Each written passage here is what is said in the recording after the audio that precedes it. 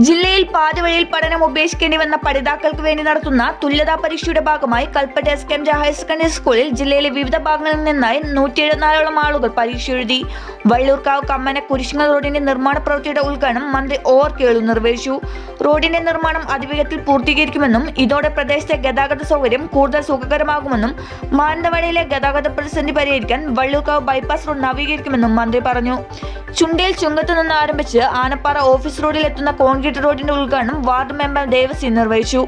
കണിയാമ്പറ്റ ഗ്രാമപഞ്ചായത്തിന്റെ ദുർഭരണത്തിനും അഴിമതിക്കുമെതിരെ CPM കണിയാമ്പറ്റ ഗ്രാമപഞ്ചായത്ത് കമ്മിറ്റിയുടെ ആഭിമുഖ്യത്തിൽ നടത്തുന്ന ജനജാഗ്രത യാത്ര പച്ചിലക്കാട് വെച്ച് CPM ജില്ലാ സെക്രട്ടറി K റഫീഖ് ഉദ്ഘാടനം ചെയ്തു.